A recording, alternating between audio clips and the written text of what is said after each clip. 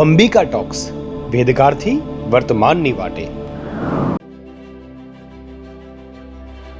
ભાદરવી પૂનમ મહામેળાની પવિત્ર ક્ષણ અત્યંત નજીક આવી છે.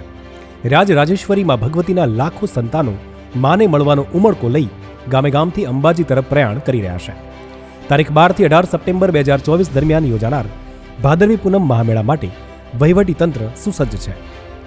ભાદરવી પૂનમ મહામેળો 2024 અન્વયે યાત્રાધામ અંબાજી ખાતે કાલિદાસ મિસ્ત્રી ભવનમાં બનાસકાંઠા જિલ્લા કલેક્ટરશ્રીની અધ્યક્ષતામાં જિલ્લાના પત્રકારો સાથે પત્રકાર પરિષદનું આયોજન કરવામાં આવ્યું હતું, જેમાં બહોળી સંખ્યામાં પત્રકાર મિત્રો હાજર રહ્યા હતા.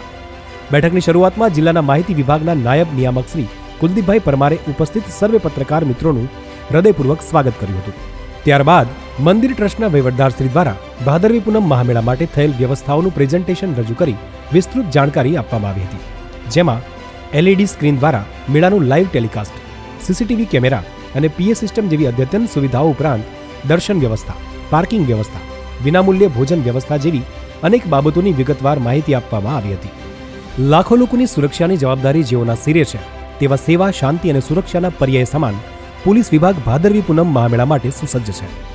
પત્રકાર પરિષદમાં જિલ્લા પોલીસ વડાએ શ્રદ્ધાળુઓની સુરક્ષા માટેની તૈયારીઓ માટે કંટ્રોલ રૂમ, પેટ્રોલિંગ વ્યવસ્થા, પાર્કિંગ વ્યવસ્થા, Vishwas project, C team, quick response team, Pathik software જેવી મહત્વની બાબતોની જાણકારી આપી હતી.